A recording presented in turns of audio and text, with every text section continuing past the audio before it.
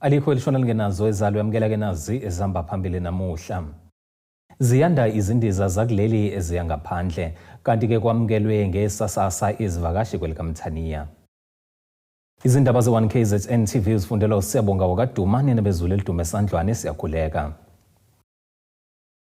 Abadidiyeli bamabutho abasuka ezindaweni ezahlukene okuhlanganisa nabasuka eNdlunkulu kaZulu bahambele emndenini kaSenziwayo Xulu ukuyokholisana nomndeni emva kokuhlaselwa kwakhe abulawe phakathi neviki. Umdidiyeli wamabutho weSilo uSipho Mhlongo uzwakalise ubuhlungu ngalesigameko esishaqise kakhulu. Sizokhuza nje umuga osehlele, sizokhuza ukuthi lokho kwenzekile besingakulindela sikufuna futhi ukuthi kuphinde kwenzeke. Kwesinye isikhathi umuntu uma kukhona la oniwe khona omunye wethu inhle into ukuthi silandele imigudu sihlale phansi sikhulume, ayikhulumeki mayisinje. Sonke ke simanxeba ngalesi senzo, sonke futhi asithokozile. Kodwa ke akukho singakwenza ngoba izwe lethu South Africa linomthetho uyasebenza, sinika wona umthetho ukuthi awuthatha indawo yawo kulesi simo esibhekene naso. Sizoduduza kumndeni kaXulu, sizoyiduduza nathi ngoba sihlangene la abadidiyeli bonke ke beprovince bempi yeNgonyama silapha namhlanje. Sizothi umndeni kaXulu, zinduna zempi yendlulamithi yamakhosi, duduzekani awehlanga lingehlanga. uNkulunkulu kayeka silinge ngokungaphezulu kwamadla ethu. Kodwa siyakholela ekuthenini uXulu akabhubhile kodwa uXulu uguqile. uXulu uzokwazi ukuyiphindisela kubenzi bakhe abenza okubi. uXulu ubemhole ezigabeni ezahlukahlukene ngoba nakhona lapha emsebenzini uyakuthola ukuthi ube umphathi. Nathi futhi siyamazi njengomphathi eKingcetshwayo, futhi siyamazi njengomphathi esesigungwini somdidiyeli wempi kaZulu kwiprovince. Esebenza futhi ekhuthele. Engenakho ukuthi la akhona eKingcetshwayo la kuseKingcetshwayo lapho khona lo msebenzi weNgonyama ubefika uXulu.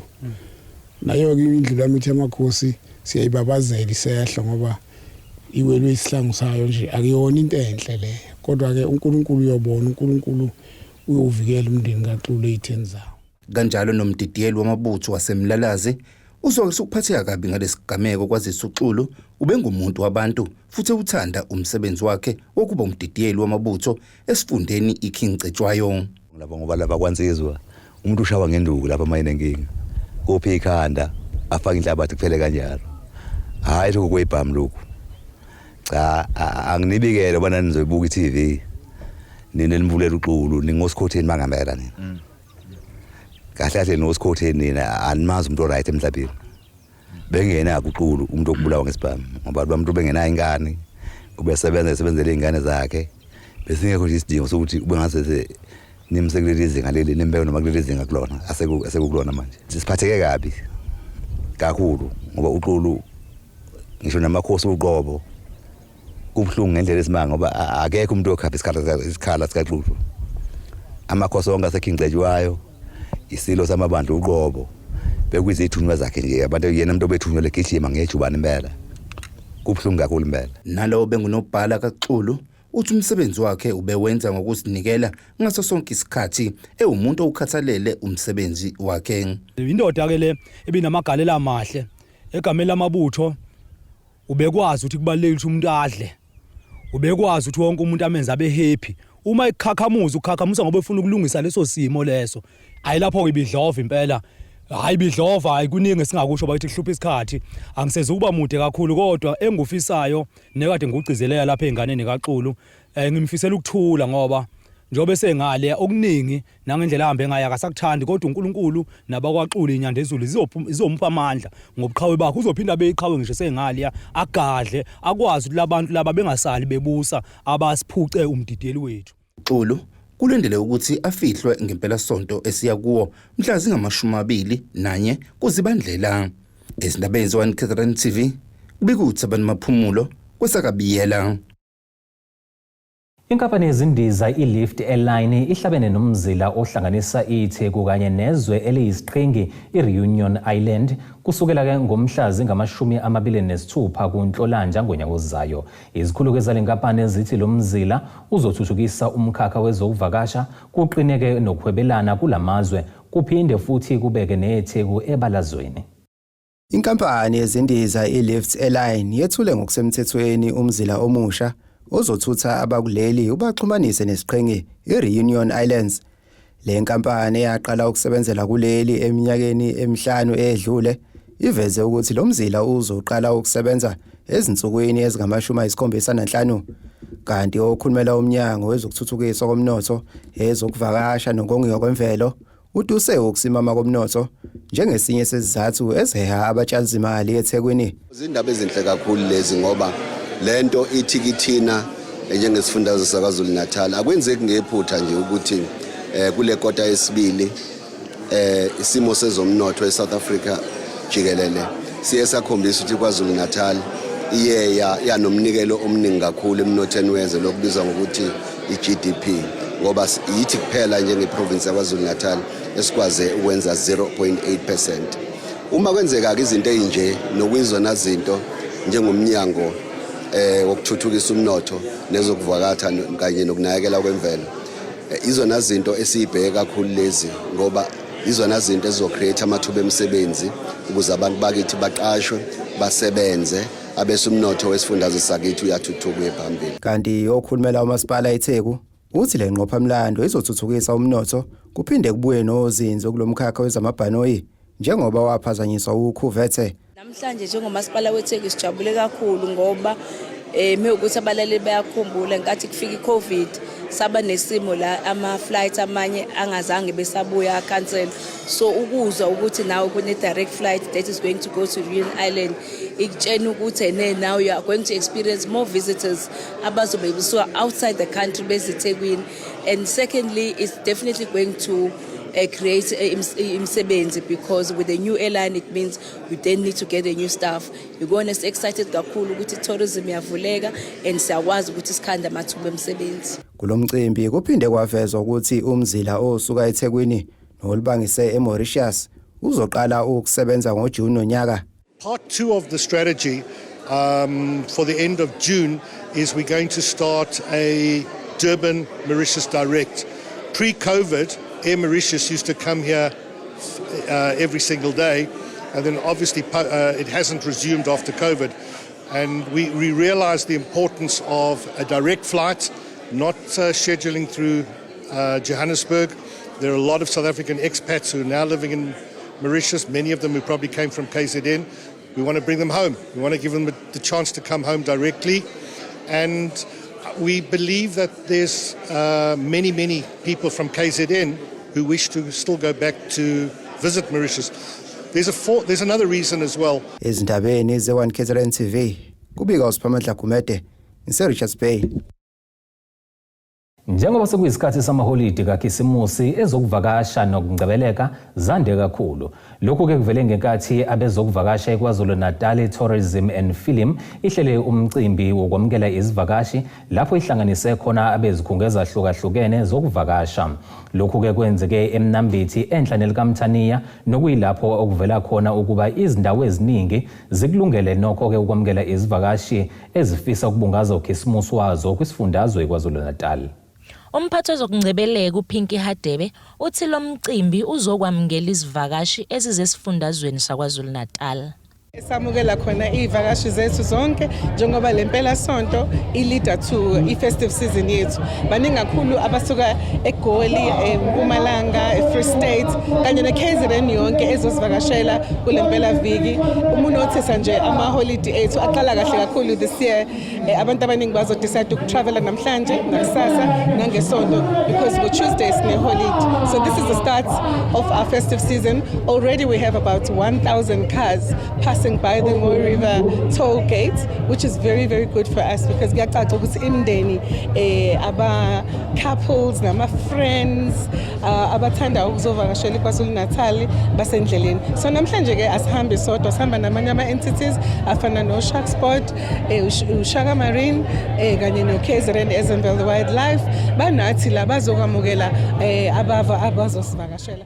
Uqhubeka ngokuthi bazophinda bexoxisane nazo izivakashi ngezindlela zokuphepha uma besavakashe kulesi sifundazwe. Namhlanje kubaleka kakhulu sokhuluma nge-safety ukuthi manifika eKwaZulu Natal i-beach safety is important nokuthi nje uzibheke uzinakekele nawe uma uhamba nabantwana noma uhamba nomndeni wakho ukwazi ukuthi uma ngabe uku-destination yethu ufile safe. So banikeza ama-safety tips, so banikeza ne-number ama-emergency numbers makhona usizo abalidingayo bathi kubaleka kakhulu kubancenca ukuthi abantu bakwazi ukuyinakekela ngalesikhathi samaholide.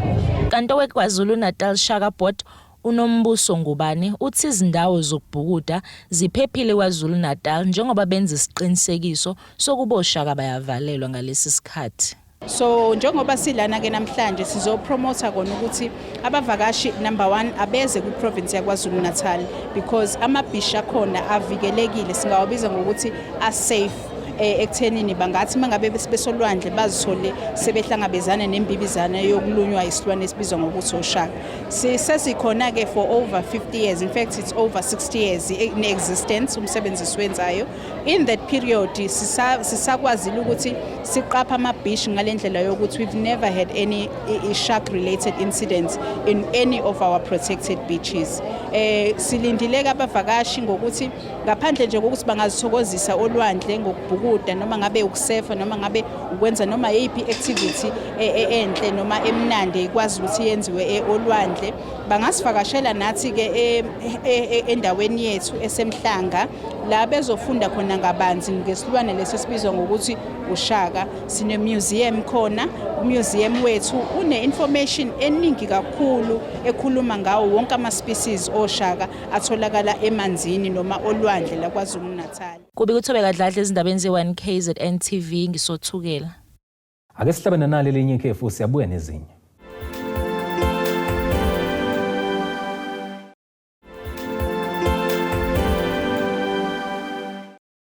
Ake siphinde sikubingelele sikwamukele emokuthi ke usanda kubukela izindaba zethu yamukela ke nazi ihloko esifolo sangazo namhlanje. Ziyanda izindiza zakuleli eziyangaphandle kanti ke kwamukelwe ngesasasa izivakashi kwelikamthaniya. Kuba nje isivimba mgwaqo esihlose ukunqanda izingozi emgaqweni endaweni yaSogwini, imeya kaMasipala iRenkonyeni uZodwa Mzindle uthi inhloso ukubheka ukuthi abashayeli basawuthobela yini umthetho womgwaqo. Uthi ke sebemise izimoto ezingaphezulu kuka92 ezinye zazo ezingayilandeli imithetho zakhishwa emgaqweni kwehliswa ke ngisho abagibeli. Baphoqeleka ukuthi behliswe abagibeli kwitekisi etholakala ukuthi ayinazi izincwadi ezigunyaza ukuthi ibe semgwaqeni. Zibalelwa ku92 izimoto ezimisiwe kwisivimba mgaqo ebesihlelwe uMasipala iRenkonyeni, iSouth Coast Tourism nabanye. Imeya kaMasipala iRenkonyeni ithi inhloso yalesivimba mgaqo ukuzama ukwehlisa isibalo sezingozi emgwaqeni. La esibheka khona abantu abahamba emgaqweni ukuthi basakubambe ngomthetho yini ukuthi babe la. Esikwenzayo ke kuqale ekseni ngabo 8 and baningi abantu esebeboshiwe ebebekade bephule umthetho.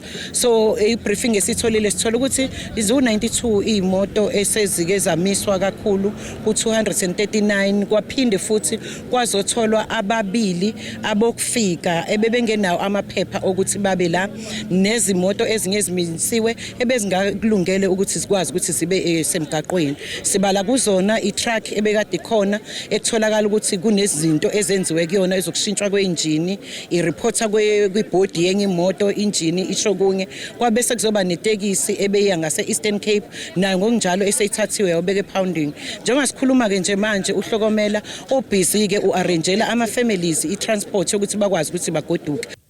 Uthi ukumiswa kwaletekisi ebithwele ngisho izingane kusize kakhulu. Ukusiphathe kabi njengomkhandlu ukuthi imiphakathi eminingi noma abantu abaningi bangena ezimotweni bengazi ukuthi imoto leyo ayikho esimweni.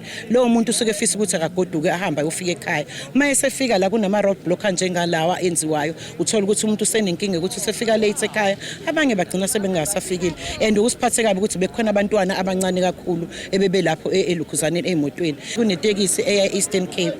If bekunengozi beyenzeka bonke labo bantu besozithola sesiza la sesizobabaza abantu sebeshonile. Ngento bengakwazi ukuthi sivimbe sisonke ukuthi ingenzeke ebantwini bethu. So ivimba mgwaqo lezi ezenziwayo ziyakwazi ukuthi silekelele ukuthi baboshwe abantu abangavumelekile ukuthi babe la, abahamba ngezimoto ezingavumelekile ukuthi zibe semgaqweni nabo baboshwe ukuze kwazi ukuthi silwe nesimo sokuthi kwande isimo sezingozi ezenzeka la emgaqweni yethu esihamba kuyona.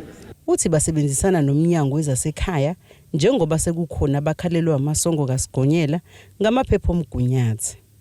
Sisebenzisana ke nawo uHome Affairs ukhona la kule side le immigration laba nje abatholiwe labe bengenawo amaphepha babanjwe ngaloso sikhathi uHome Affairs wabuba checka kwatholakala ukuthi cha amaphepha abo akabagunyazi ukuthi babe khona la. Ubese exwayiso Ndlebe kazizwa abasaqhubeka nokushayela bephuzile.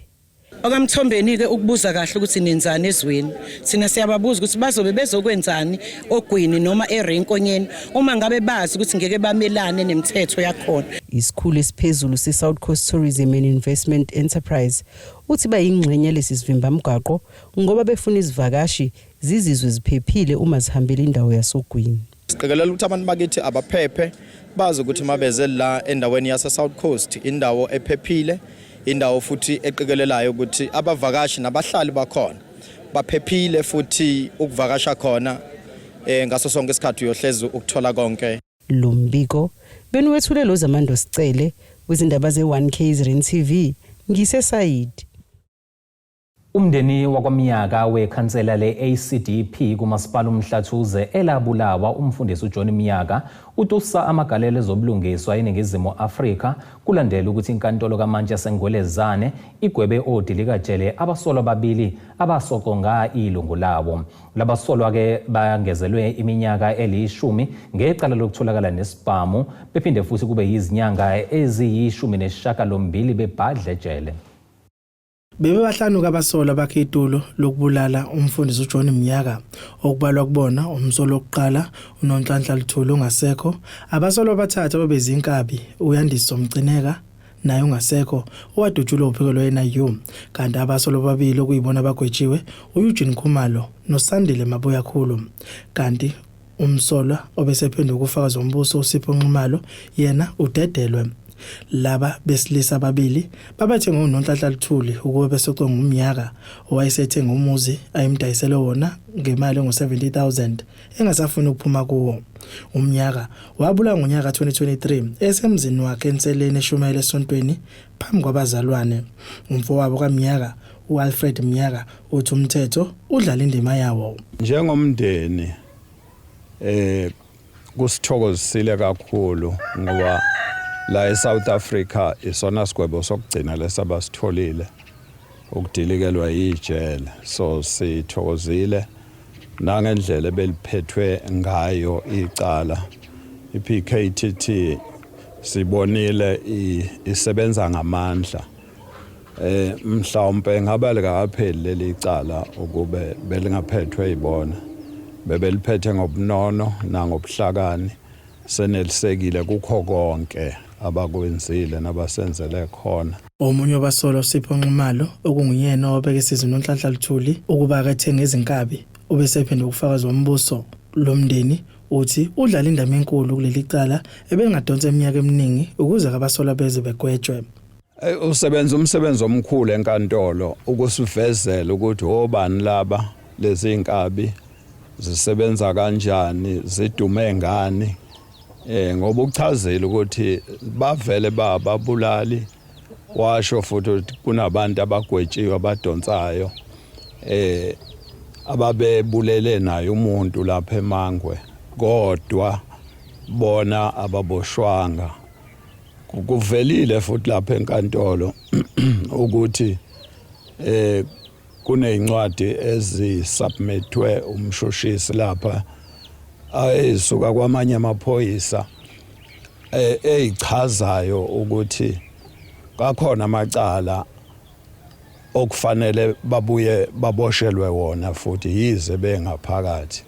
So usebenze kakhulu ngoba usibeke esithombeni mhlawumbe futhi ngendlela ukuthi bebeliphika icala mhlawumbe namanje ngabe umbuso babone bengesibo abenzi becala ngenxa yokuthi bebephika. Lo mndeni uthi bekusakukhulu kebusa kulindele kuJohn Mnyaka obengisangakwenzela kumndeni nomphakathi. Umuntu obesehlale 19 years engasebenzi kodwa kutheme kuvela ithuba lokuthi aqokwe njengekhansela eMhlathuze leminyakana emibili akayibambile.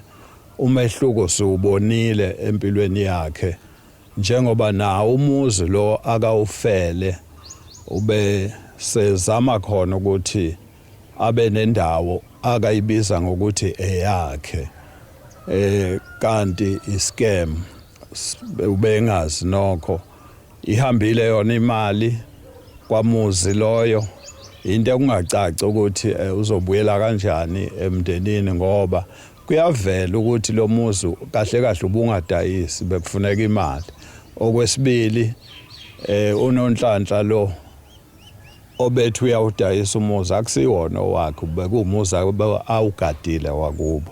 Umyaka uinvestile lapha yana wafaka imali wafensa wafaka amagate waqala wa-extender ilapho kwekubonakale khona ukuthi lo muntu userious ngalento. Okhulumela uphiko lwezoshuswa kwamacala omphakathi kwaZulu-Natal uNatasha Ramkasinkara uthi lesi sigwebo sizoqinisekisa ukuthi ubugebengu angeke kubekezelelwe. Ezindabeni ze1KZN TV kuba inkosi Mthembu eNgwelezane. Wethulwe ngokusemthethweni umjaho obanjwa minyaka yonke imfundo lushaba half marathon eMzumbe ovuleleke kubo bonke abagijimi kuleli. Imeya kaMasipala uMzumbe uBonganyuswa iveze ukuthi ke lo mjaho nyakenye uhehe abagijimi abangama300. Uthi ke bakhuthaza umphakathi ukuthi uphume ngobuningi ukuzoba ingxenye yalo mjaho ozobasiza kakhulu ke nasekutheni ke nje bethola ithuba lokuzivocavoca. Uphinde futhi ke uvulele nosomabhizinisi abasakhula ithuba lokudayisa bephinde bedlaleke futhi ke indima ekuthuthukiseni umnotho. Kulindele kuheha abagijima abaqhamuka kwizindawo ezahlukene kuleli umjaho obanjwa minyaka yonke imfundo lushaba half marathon eseMzumbe. Lo mjaho kulindele uthuthukise nomnotho njengoba kuzobe kukhona nabadayisi. Imeya kaMasipala uMzumbe ithi balindele isibalo sababhalisela ukuba ingxenye yalo mjaho sinyuke. The marathon attracts a lot of athletes from different regions of the KZN province, as well as other provinces outside KZN, as well as outside the country. In the year 2025, which is the current year, this marathon attracted more than 300 athletes.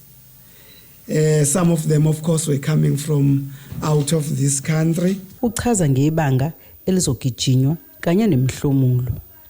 The marathon has different categories. One of the categories is the 21.1 kilometer race. We also have 10-kilometer race.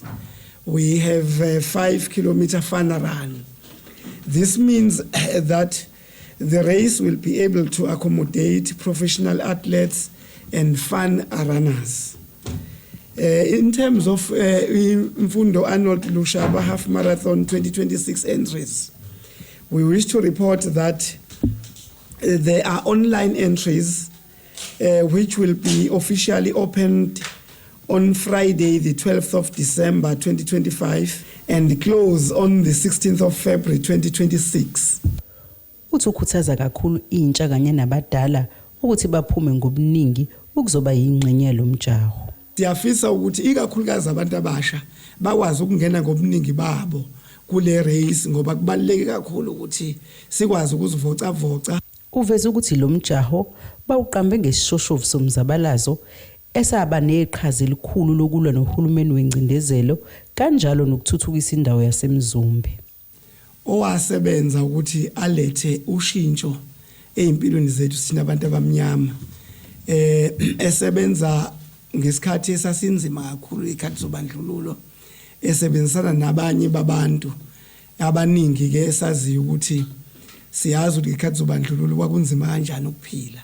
Ngokuhlelo ke ukuthi ke umfundo lushaba washona ekesihlalweni sobumeya kulo masipala.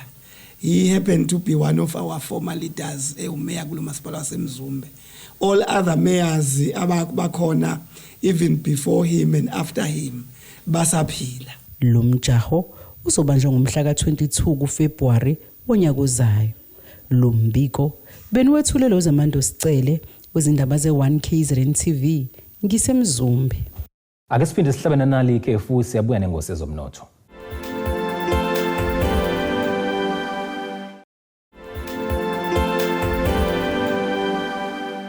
Ake sikubingelele siphinde sikwamukele ukuthi ke usanda kubukela izindaba zethu nazi izihloko ezihamba phambili namhlanje. Ziyanda izindiza zakuleli eziya ngaphandle kanti ke kwamukelwe ngesasasa izivakashi kwelikamthaniya. Kuleli qophelo ke singene sijule engosini yezomnotho.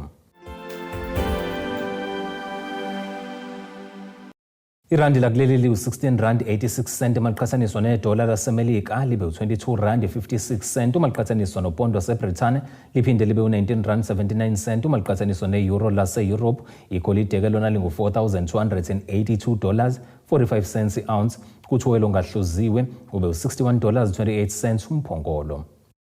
Ake singene sijule ngosini zemidlalo.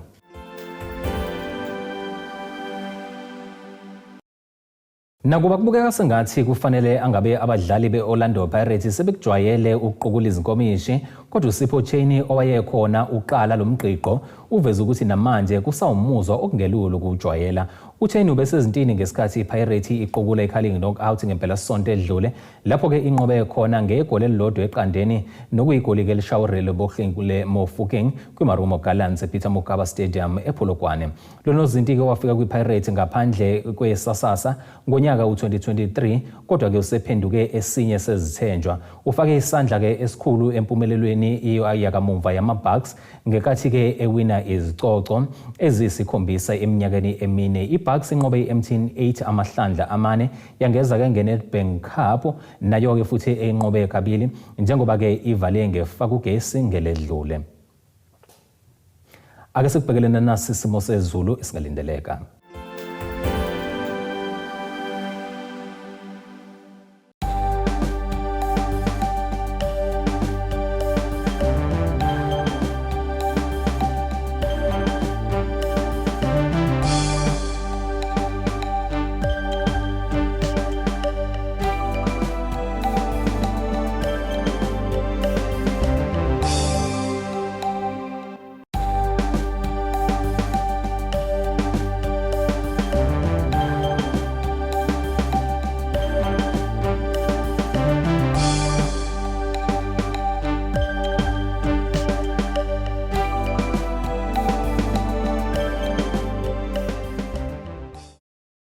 Ngiyazikuqisa ke ebese kuphathele zona namhlanje sihlangabeze futhi noma kanjani ngomsombuluko ngesikhathi esifanayo. Abethuli bethu bezindaba baxhaswe iTulis Bayview Bridal. Ungabashayela kulezi zinombolo ezivelile